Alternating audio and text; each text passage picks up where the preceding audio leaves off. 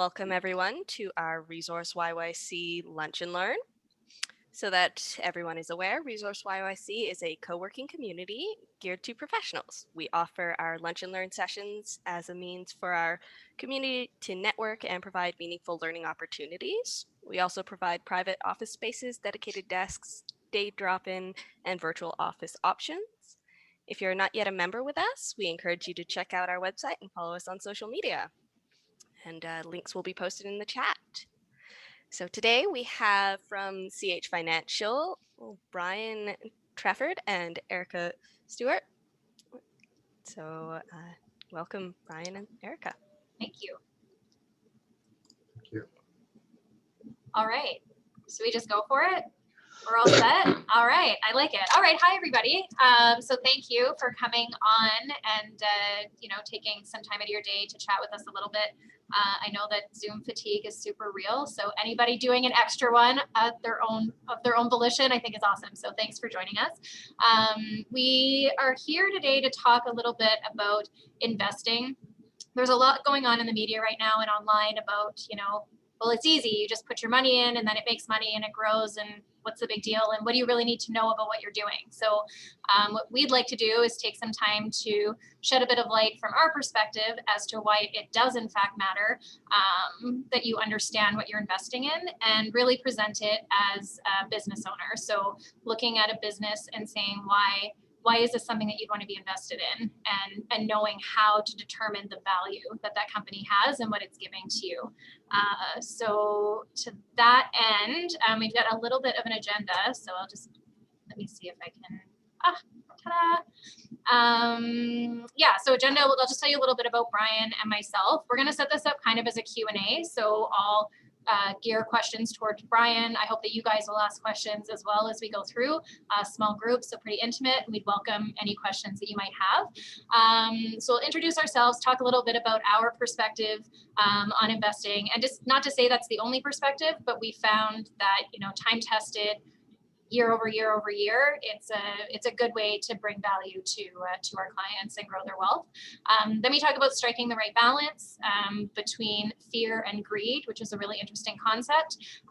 Talking about patience and how important that is in everyday life, but particularly when investing. What's the difference between value and price? I think those things get confused pretty regularly. So having a solid understanding of what those mean. What are some kind of good investing practices? And then we say Q&A. Hopefully there'll be questions throughout, but if people are holding on till the end, then we'll take a few minutes to answer any questions. So without further ado, my name is Erica Stewart, as Rosemary indicated. So I'm the Chief Operating Officer here at CH Financial. I'm also a financial advisor, so I have a core group of clients that I service. I'm a certified financial planner, so I can develop financial plans for our clients and team. I also worked at a call center to start out my career, so I've got a really, really deep understanding of customer service and what to do and what not to do when dealing with our clientele. So that's a little bit about me. Brian, can I turn it over to you to just give a little bit of your background? All right, thank you, Erica. Yeah, so I'm the Chief Investment Officer here at CH Financial. We have a number of advisors. We have 4 advisors on the team altogether. I lead that team in terms of the actual selection of the investment products that we will bring to our clients. The construction of what we call the asset mix, meaning what's the right, if you think of your wealth as sitting in various baskets, making sure you have the right number of baskets and that they're working together to make sure that you're protected and also making a decent rate of return. As with Erica, as a financial advisor, I can and do give advice to my clients on specific investment ideas. I'm also a certified financial planner, meaning we can build as very elaborate financial plans. So not just punch in a couple of numbers, but really look deep into a client's financial situation and make sure that they can achieve the various financial goals and objectives they've set for themselves over the years. I'm a licensed insurance agent is another part of the puzzle, because insurance is intended to offset what's called catastrophic risk. My goodness, my house burns down, what do I do? If my car gets in an accident, what happens? If something happens to me and I become ill, or heaven forbid, were to pass away, how are those who depend upon me and quite frankly for myself, How do I take care of myself in the event of these kinds of events? So we can cover and touch every part of a client's financial life, except for their banking. We are not bankers here. We will trust you to deal with whatever bank or institution you like. Take care of the day-to-day bills, the credit cards, the lines of credit and mortgages. We can certainly, again, provide advice on that front, but we don't do the day-to-day mechanics of that. I can't read the bottom of my page because Zoom is blocking it, but I'm apparently some sort of a reformed individual. I guess my background, my very first, I don't know if I would even call it a real job. I actually sold encyclopedias door to door. If anybody in the group even That's not even what we put, but I like that one better. So encyclopedias it is. That's awesome, Brian. It was a job I used to help put me through university, believe it or not. And yeah. And actually did enjoy it because I grew up with encyclopedias, and so I was a big believer in them. And me too. I think I might have been the last of that generation who actually looked stuff up in an encyclopedia. Well, this is it. I don't even know if anybody does that anymore. I seriously doubt it. But too static. But yeah, so that's a little bit about Brian and I and our background, and I'm sure we could talk for hours, but we won't do that because that is very boring for you. What we will talk about is the starting off with just kind of the CH way and how we go about with our investing strategy. So there's 3 main points that we focus on when we're looking at evaluating, in our case, a mutual fund, which is kind of a basket of businesses.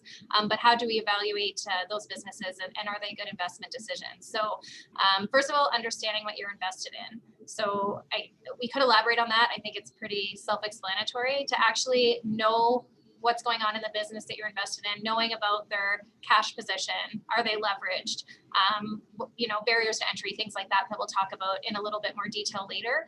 I want to ask Brian, so we talk about focusing on a sustainable business, and we hear a lot in the media now about ESG and how important that is. So when we talk about a sustainable business, can you shed some light on how we view a business being sustainable and what that sort of means to us?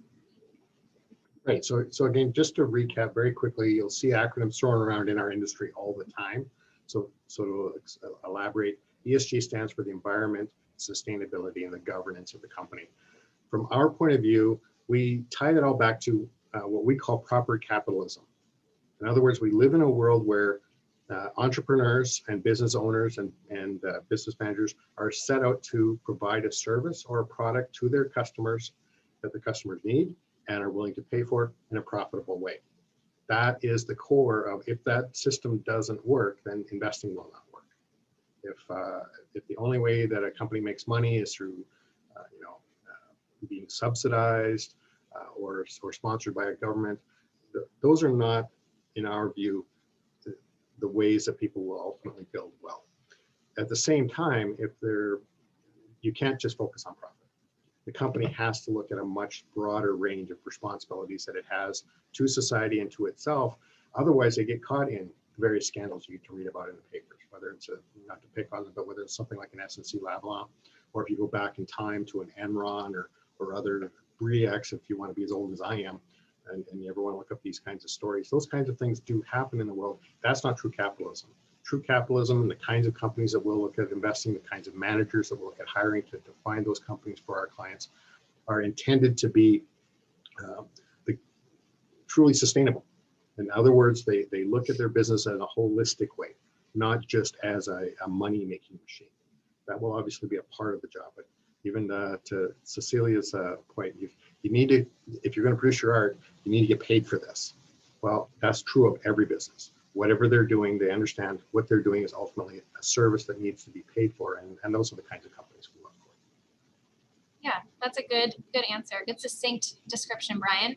And then lastly, we talk about growing and protecting wealth. So really, at the end of the day, whatever you're investing in, I think for most investors, business owners, what you're really trying to do is protect what you have and then make it get bigger. So we think that there's a lot of ways that people are growing their wealth right now, I would say with very little protection, based on the investment decisions that they might be making and not really understanding why something is increasing in value, but just jumping on board because everybody else is. So I think it's really important to acknowledge this sort of protection in addition to the growth aspect. So I want to say that clearly we're referencing a old country song here. However, in our office, we have a couple of millennials who had no idea what the reference was at all. So based on our demographic, I feel like everybody probably has an idea of where we're going with this. But Brian, can you elaborate a little bit more when we talk about striking the right balance? We talk about fear, we talk about greed. Neither one terrible in and of itself, but how does that actually make the market work, and why does it work? Right. The person who brought me into this industry quite a few years ago, she left me with a very memorable saying. She said, the reason the market works is because somebody's wrong. And what she meant by that is every time someone invests in something, they believe it's going to grow. And anytime anybody sells something, they either believe it's no longer going to grow, or worse, it's actually going to go down. And yet somebody bought and somebody sold. So we have one person who is afraid the market's going to go down, another person who's a little bit greedy that things are going to get better. But that's what we mean by greed and fear being a necessary part of human life. If you think about it, at a basic level, the reason we have greed per se is that we want to be able to feed ourselves, take care of ourselves, take care of our families, and be able to aspire to something greater than we are today. That's the good side of greed. Fear, on the other hand, is also necessary in life. A person who's not afraid is probably going to kill themselves. They wouldn't. I remember when my kids were 2 and 3 years old, they definitely lacked enough fear. And I spent a large part of my life, a lot together with my wife, trying to make sure that they didn't find ways to kill themselves. They hadn't learned that yet. The problem becomes if they get out of balance. If we become too greedy, or if we become too fearful, and particularly with investing, then we can get into a lot of trouble. So we saw that play out in 2020 in spades. If we remember back to those ancient days of February and March a year ago, when COVID first started appearing on the horizon, and we didn't know how dangerous was this going to be, what was it going to do? The economy literally shut down, which was a first time ever event. We had never experienced anything like this in all of history that I could find. And there was a genuine, and I think, reasonable fear of what's going to happen to us individually, to our families, and to our societies, and to our businesses, our jobs. And that fear played out in a way that was partly typical, but very, very fast. In other words, the markets went down, which is usually what happens in fear-driven environments, and it went down faster than it ever had before. But then we realized, it seems, at least by April, we're going to figure this out. And it's been a slow process back. So it wasn't instantaneous, but the fear started to recede, and we started to come to grips. And that's, again, if you think about it, that's how humans will react. You can't stay permanently afraid, or you won't function, right? You wouldn't know how to respond. We wouldn't know what to do. But as we might be still having some fear, but we're keeping it now in check. We're trying to go, okay, what are the opportunities? And look what's happened as companies have stepped forward. And good heavens, we're having a meeting on Zoom. If you'd asked me about Zoom over a year ago, best case, I might have said, I don't know, Mazda. I didn't know what Zoom was. I'd never used it before. We look at these, people now mask pretty regularly. We've adapted. And that's what humans are like. And Brian, that's the genius of our society. Yes, ma'am. I think it's a good place to maybe give an example when we're talking about valuing businesses and why it's important to understand what you own. That's a prime example, because if you're looking at the markets and they're tanking, but you own a business and that's a good business, and you're saying that business isn't going to go away, and even though the market says that business is valued far less than it was a day ago, if you still believe in that business and you think it's going to rebound, then you haven't actually lost anything, because you still own a good, solid business that is going to, in your opinion, recover. So I think that is a good kind of segue into why it actually matters to understand what you're invested in. Because if, on the other hand, you're invested in something and you only invested in it because other people were investing in it and it seemed like a good idea, and then the markets start tanking, well, then you don't know what to do, because you don't understand. Is this a good business? Should I sell it now that everybody's selling? I bought it when everybody was buying. Well, this is exactly it. So this is why these all tie together. If you know what you own, if you understand, you work together with your advisor, and they've shown you this is why you own this particular asset, this is why you've decided to invest in these particular things, you'll know these various things. So again, I'm using Kenny Rogers here as the gambler song, but it's only gambling in the sense that starting a business or running a business is a gamble, right? There's no 100% guarantee of anything in life, but if you do good, you offer good work, you offer good service and product to your clients, and they see that and they'll respond, well, then the business should grow. So then we get into the expression of knowing when to hold them, knowing when to fold them, because sometimes we'll make mistakes. We might invest in something, realize after the fact. I'll use a really good example in real life, two different examples. One was the banks and the other was the airline industry. Both were getting crushed at the same time back in March when the markets were going down. The fear was driving everybody to sell everything. After we got through the initial fear, then people said, well, the banks are still here and they're still profitable and they still offer a necessary service. And so they recovered very quickly. But to give you a sense of how bad it was, if you had $100 invested in banks, it went down 40%. And on paper, you were down to 60 bucks. And it looked pretty scary. And the airlines were a very similar kind of story. Now, the problem for the airlines is we don't know when they're going to recover. We don't know when people are going to be comfortable to go back and fly again, and how well the airplanes and the airlines will be able to do that kind of a thing and do it profitably. Are they going to be much smaller than they were? Are they going to have to adjust? So the airline industry was a case of fold-up. With managers that we had, if they were investing in the airline industry, they said, look, there's just too much risk. We don't know anymore. We've got to walk away. But on the other hand, no, the banks are good. They're solid. They're tight businesses. We're gonna hold on to this. And so having this understanding and having the courage of your convictions, being able to overcome your fear, and to properly use that desire to, I want to grow my wealth. I want to protect myself in the future, because one day, this is true of all of us, we're going to stop working for money. And when that happens, our money better work for us. So that's the point of the investment in the first place, is this is a way of the current you protecting the future you. That's how we always want our clients to be thinking of their investments. Does that make sense? Yeah, that's a good point, Brian. And then what I'd like to tie into that, because we talked a little bit about, you mentioned on paper. So you own the bank, you got $100 worth of bank, and then all of a sudden your $100 is down to $60 on paper. Can you explain a little bit, especially as it relates to our perspective on how you actually earn money on something? So if you own something, either you're making money due to receiving cash payments, dividends, rent, or the value of the asset is increasing. Can you elaborate on that a little bit? Yeah, no, thanks. I think the easiest way to explain this is maybe with an example of one that I remember very distinctly, because I was on the call listening to the president of the landlord company for Walmart back in the crash of 2008. And if you weren't investors back in those days, to give you a sense, on paper, the entire market, the whole world had gone down by over half. So people who had $100,000 were suddenly looking at statements that said $50,000 on paper, and they were really freaked out. This company in particular had gone down 70%, 70%. You had $100,000 of this company, you were down to $30,000 on paper. And this man owned personally a lot of this company himself.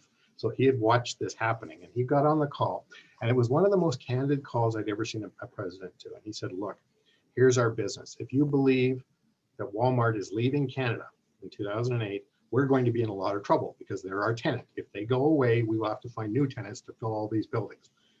But here's the real story of what Walmart has already told us.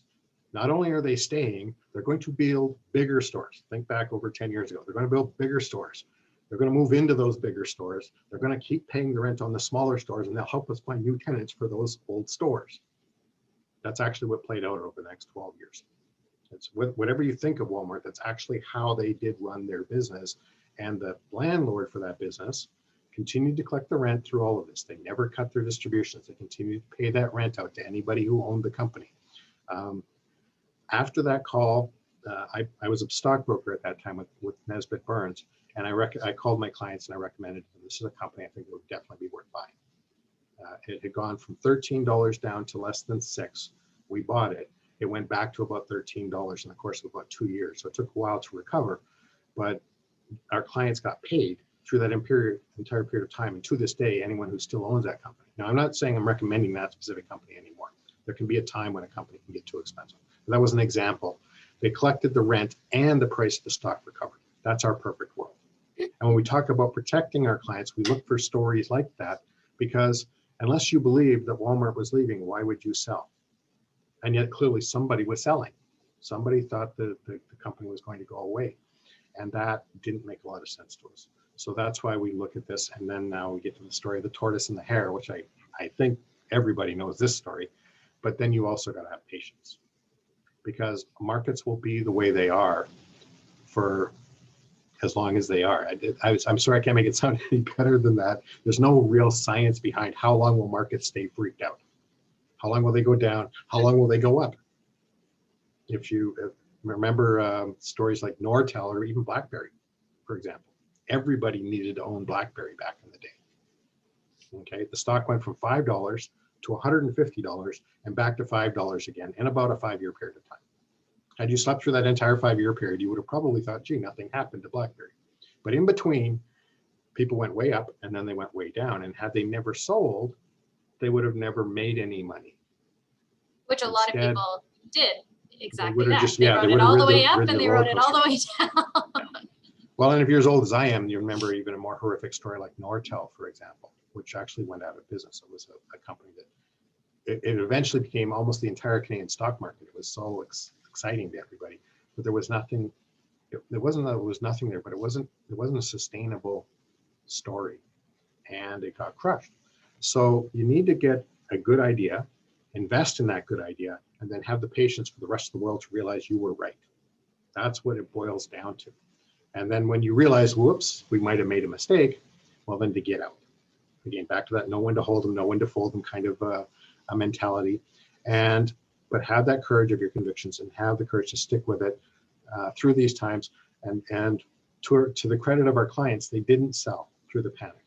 They called us, we reached out to them, or they called us and we spoke with them. And we talked to them, why do we believe these businesses are good?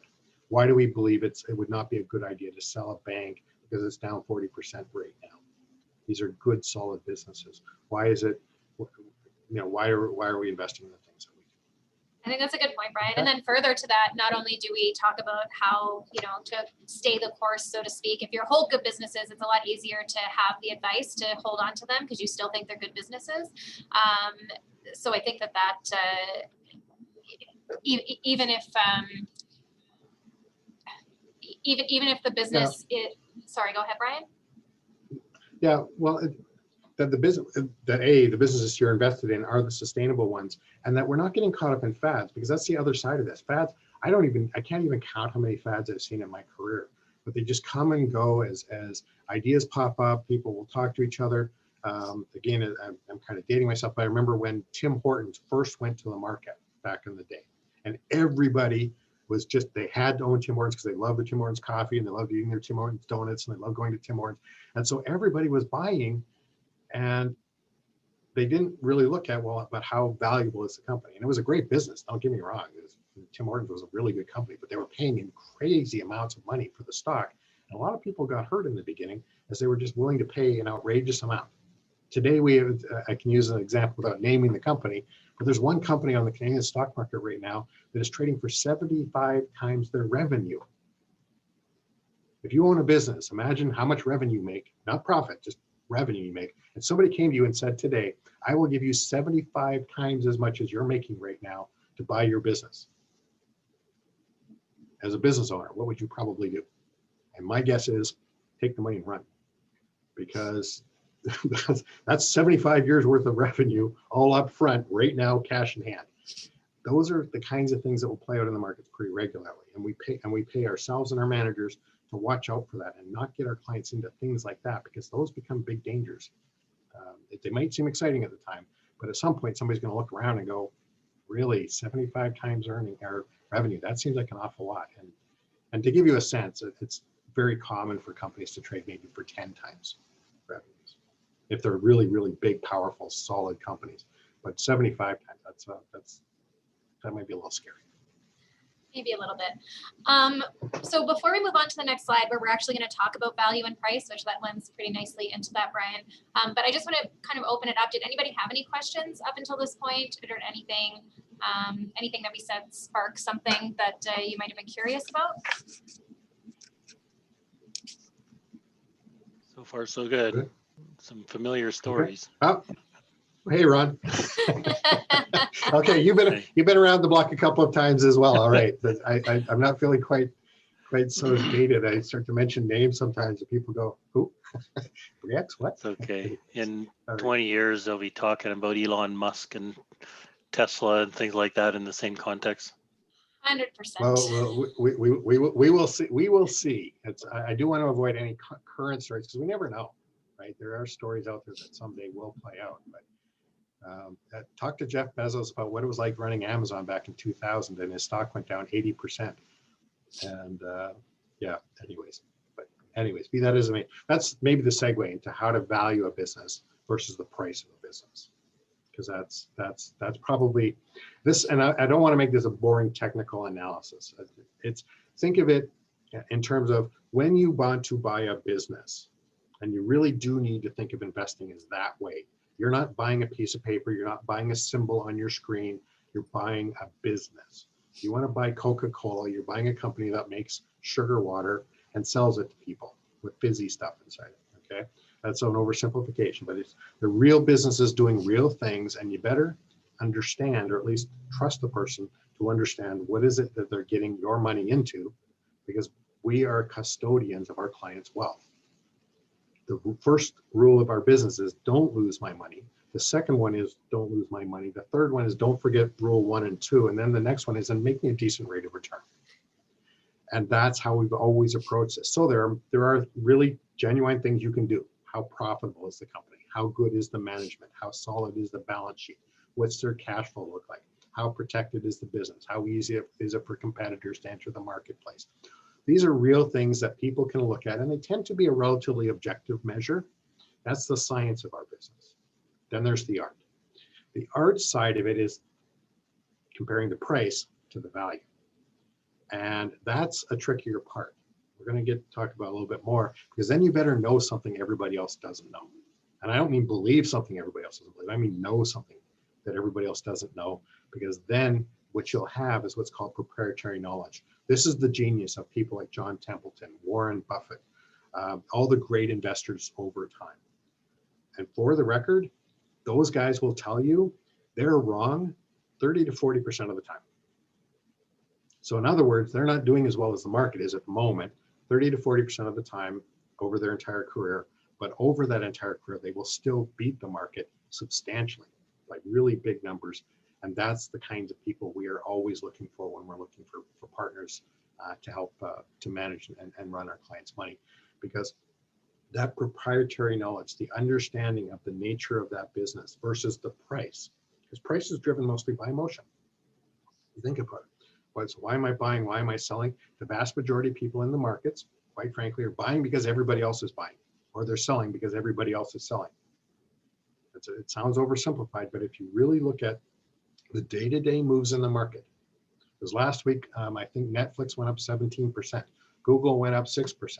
Well, good heavens, you really think the business as big as that could actually move 10 to 15% in a day? Is that a valuation calculation, or is that just people getting all excited? And I've seen them go down the same ways. Instead, our managers and us, we step back from that and we look again, what is the business like? What do they do? How solid are they? What is their track record? How hard would it be for a competitor to come in and start to really hurt their profitability? You make those kinds of calculations, and then you say, yep, this business is a good one and it's underpriced because the market doesn't recognize it right now, we're buying. Or, yeah, it's a great business, but it's way overpriced, we're selling.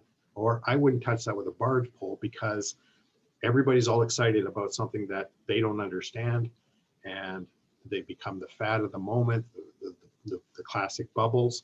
And those are the really big dangers that people can face in their portfolios. We want to definitely avoid getting into that. Yeah. Okay. So Brian, I think that kind of covers off our like the good investing. So needing proprietary knowledge, what do we know that they don't, sort of thing. And I think it's good that you acknowledge that there are a lot of businesses out there that are awesome businesses.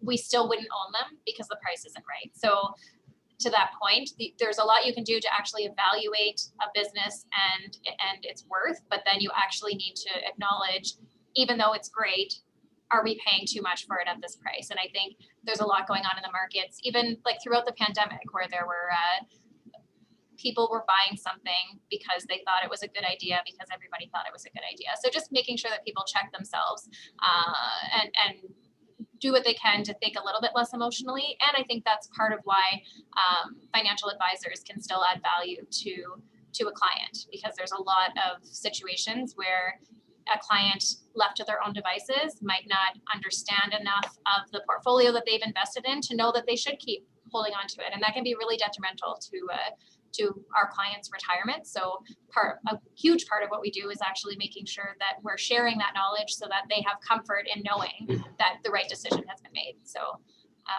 yeah, it was another lesson that I learned from another of my mentors. I said, what do you think is the most important part of your job? And he said, I keep my clients calm.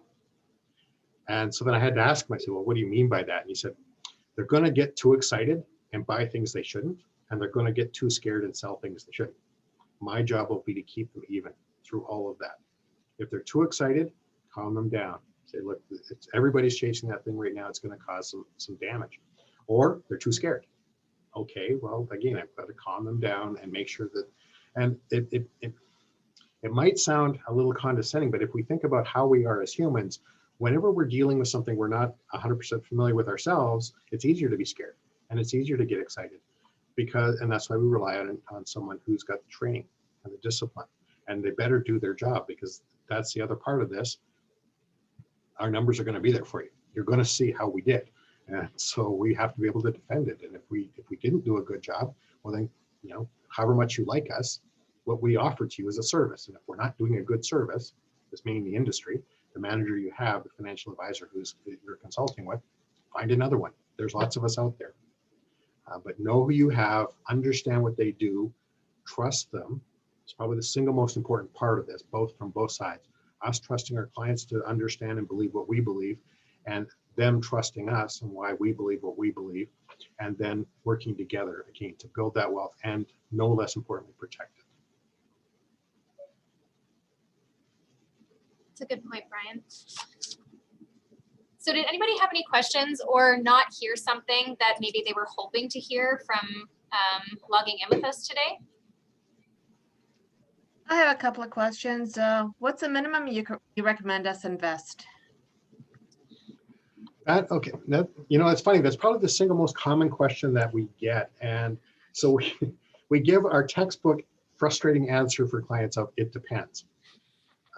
We don't have a hard number. We don't have an entry fee of, oh, you must bring us X amount of money or you would not become a client.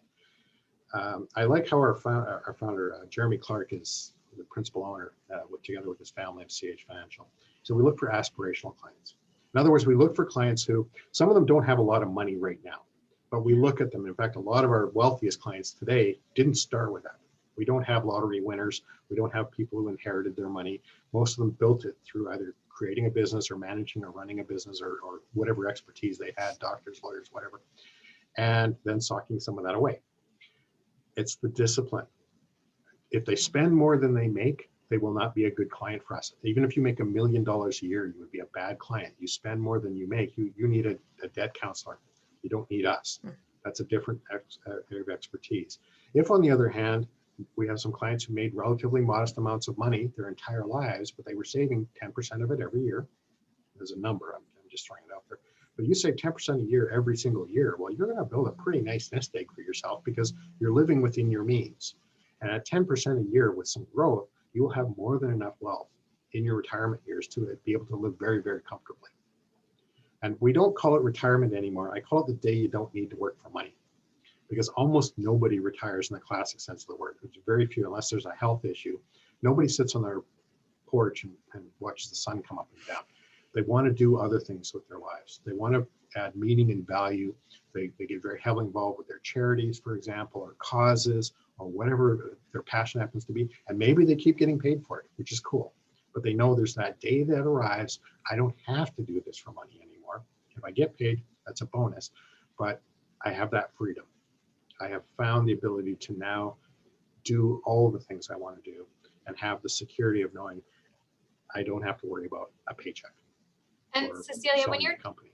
Yeah, and when you're talking about like how much to invest, even if it's just on a consistent basis, we always just say start somewhere, because we have a lot of clients that, you know, maybe started with a $25 systematic contribution, and then once you're comfortable with that, you up it, and after a while, you don't even notice that that money is kind of leaving, and you start to build a pretty decent nest egg. So, to Brian's point, when we talk about aspirational, really what we're looking for is somebody who wants to work with a professional and is motivated to make a change in their strategy and let us help them build that for them. So to your point, Brian, no magic number, no amount to put away every month, but at some point there is a number that will say, okay, for you, Cecilia, we know what you want in retirement. In order for you to live that lifestyle, you need X dollars to generate X amount of income when you are no longer working for money. So, but it is very formulaic and has a lot to do with the CFP designations that we got that allow us to kind of build those plans for our clients. So, but it's a great question. Maybe just before we move to the next question, the other part that we would add is because we're not just an investment firm. I remember the old commercials of Canadian Tire, we're not just about tires. Well, here, we're not just about investing. It's clearly this, probably most of the time, the single most important thing we do for our clients, but they also have estate plans because they want to make sure, am I taken care of if I'm sick? Am I, you know, what happens when I'm gone? We have insurance needs. I loved one client who was referred to us by another client. And I said, well, what did they tell you about us? And she said, she just told me that anytime I have anything to do with my money, we just call Jeremy and Brian. And it was very flattering. That's what we like from our clients. If there's something that touches your life financially, call us. That's what we're here for. Yeah, we're in the background. We're always, you know, looking at ways to invest your wealth, but there are other parts of your life that are going on. Do I need some insurance because I just bought a house? Do I need to do something because we just had a kid or you know, a grandkid? My kids are getting married now. Whatever's going on in their lives, things are happening, and money is part of what, for better or worse, a part of what we're going to need to do to achieve our goals. That's what makes good clients for us. So we do their taxes, we offer the insurance. Again, as long as it's not your credit card bill and your mortgage payment, we're there to help you. And then if it is about, well, how do I manage my finances a little better? Again, that's where we're there to help.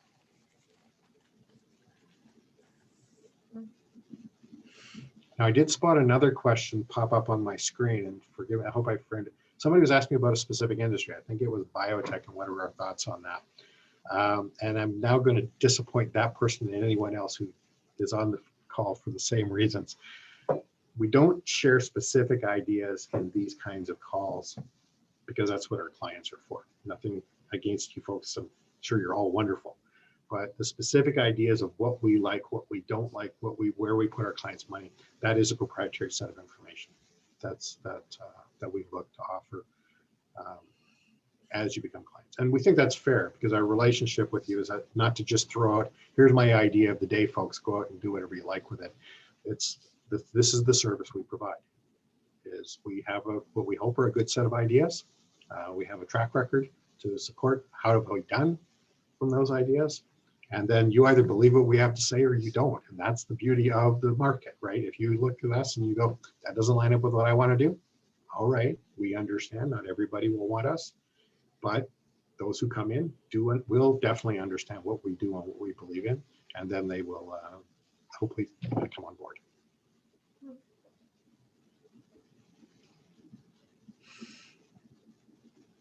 Anybody else?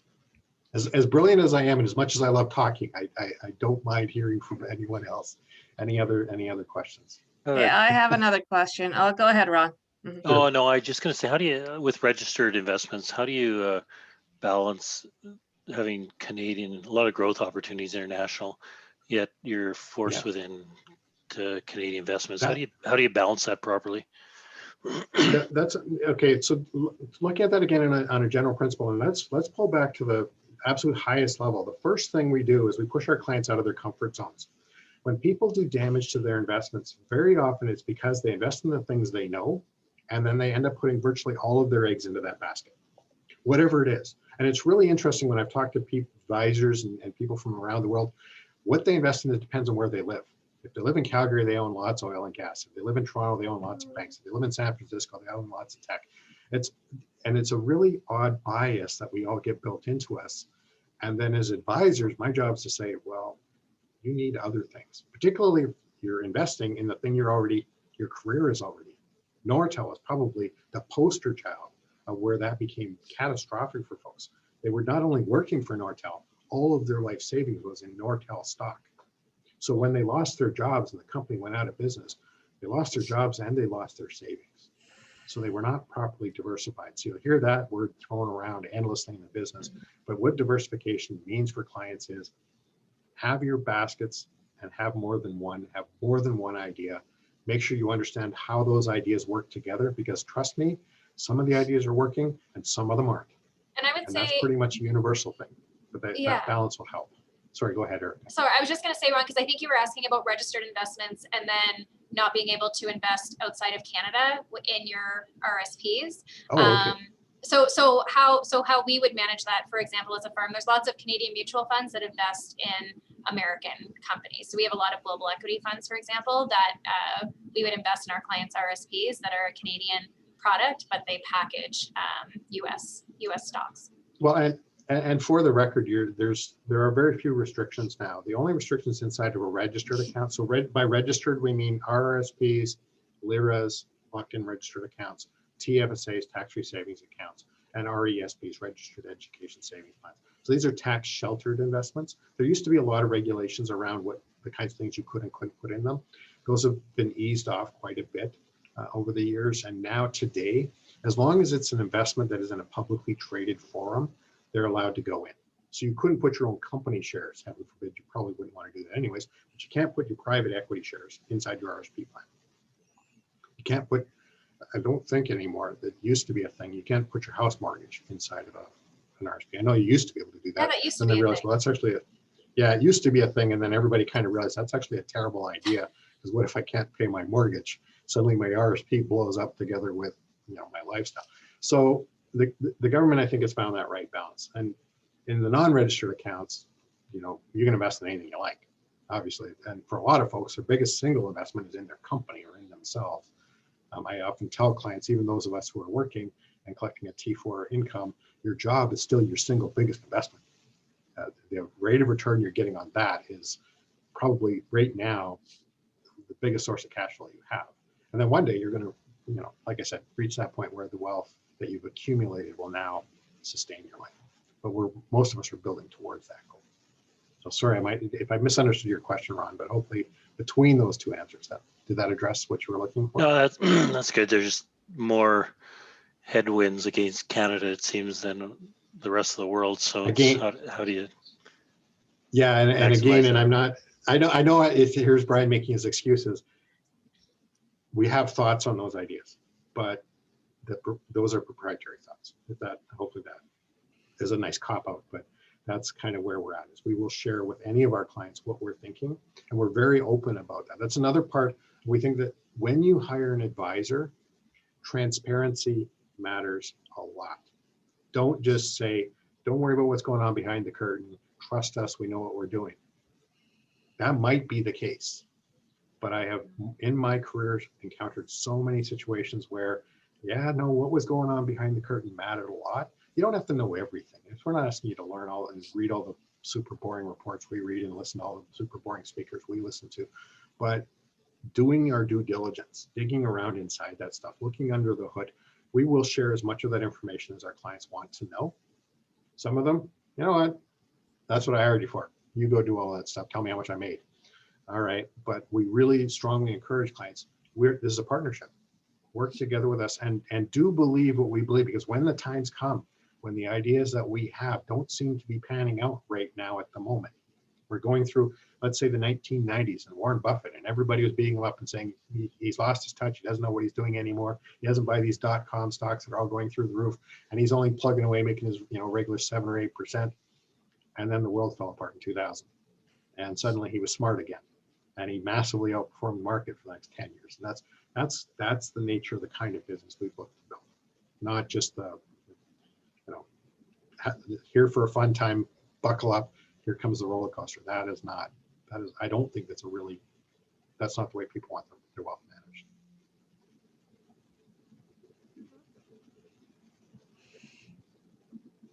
Cecilia, did Right you where have another Mesa is. question? Yes, I did. What are your fees? I'm sorry? Oh, What are okay, your so the fees? fees. How do you charge us? Yeah, so I that's, can, okay. So yeah, excellent question. So we get compensated on the assets, what's called the assets under management. In other words, a percentage of the money that's invested with us by our clients gets paid to us, either directly by the client or through the fund company. It will depend on the specific investment. But when we report to our clients, say, here's how much you made, it's always net of those fees. So we don't come in and say, oh, and by the way, we then skimmed off a portion of that off the top. Okay. We'll always tell you, if you made 7% last year, you made 7%. And a portion of that was paid to us, a portion of that was paid to the asset managers to keep the lights on and make sure our bills were covered.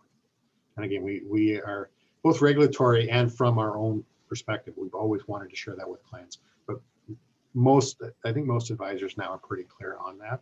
It used to be a big opaque area. People didn't know how much they were actually paying for their money management. Now, hopefully, you can find out pretty easily. So Great do you question. charge anything for buying and selling Yeah, shares? there's no commissions on any. Yeah, there's no commissions on trades. We Okay. tell clients we obviously care whether you follow our advice, but from a money point of view, we actually don't. You can either take the advice or not, but whatever you're invested in, your money is invested with us. We will be collecting a fee. We'll always be just telling you though, well, but we think you should be in this and not in that, or more of this and more and less of that. Okay. Thank you. All right.